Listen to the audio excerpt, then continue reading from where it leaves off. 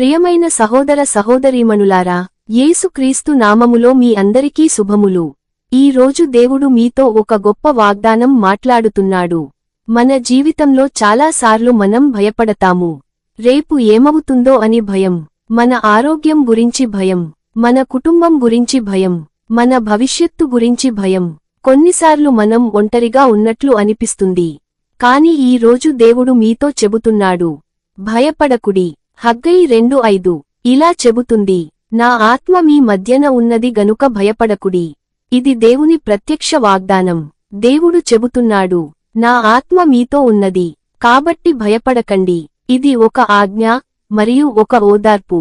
దేవుని ఆత్మ అంటే ఏమిటి? దేవుని ఆత్మ అంటే దేవుని సాన్నిధ్యం. దేవుని ఆత్మ మీతో ఉంటుంది, మీకు బలం ఇస్తుంది, మీకు ధైర్యం ఇస్తుంది, మీకు మార్గం చూపుతుంది.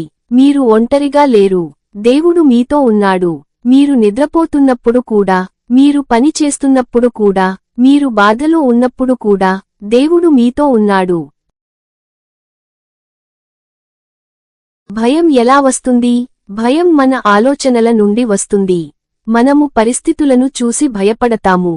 మనము సమస్యలను చూసి భయపడతాము. మనము మన బలహీనతలను చూసి భయపడతాము. కాని దేవుడు చెబుతున్నాడు, నీవు పరిస్థితులను చూడకు, నన్ను చూడు. ఎందుకంటే దేవుడు మీతో ఉన్నాడు. దేవుడు మీతో ఉన్నప్పుడు మీరు భయపడవలసిన అవసరం లేదు. దేవుడు మనతో ఉన్నప్పుడు ఏమి జరుగుతుంది? దేవుడు మీతో ఉన్నప్పుడు మీకు ధైర్యం వస్తుంది, మీకు శాంతి వస్తుంది, మీకు బలం వస్తుంది, మీకు ఆశ వస్తుంది. మీ పరిస్థితులు పెద్దవిగా ఉండవచ్చు, కాని దేవుడు ఇంకా పెద్దవాడు. దేవుడు మీ సమస్యల కంటే గొప్పవాడు. ఒక జీవిత ఉదాహరణ. ఒక వ్యక్తి తన జీవితంలో చాలా కష్టాలను ఎదుర్కొన్నాడు. అతనికి భయం వచ్చింది, అతనికి నిరాశ వచ్చింది. అతను దేవునికి ప్రార్థించాడు. దేవుడు అతనికి ఈ వాగ్దానం గుర్తు చేశాడు, భయపడకుడి, నా ఆత్మ నీతో ఉన్నది. ఆ రోజు నుండి అతనికి ధైర్యం వచ్చింది. పరిస్థితులు వెంటనే మారలేదు, కాని అతని హృదయం మారింది. దేవుని సాన్నిధ్యం అతనికి శాంతి ఇచ్చింది. ఈ రోజు దేవుడు మీతో మాట్లాడుతున్నాడు. దేవుని వాగ్దానం. ప్రార్థన చేద్దాం. ప్రియమైన పరలోక తండ్రి, నీ ఆత్మ మా మధ్యన ఉన్నందుకు నీకు కృతజ్ఞతలు. మా భయాలను తొలగించుము, మాకు ధైర్యాన్ని ఇవ్వుము, మాకు శాంతిని ఇవ్వుము. మేము ఎప్పుడూ భయపడకుండా నీపై విశ్వాసంతో జీవించుటకు సహాయము చేయుము.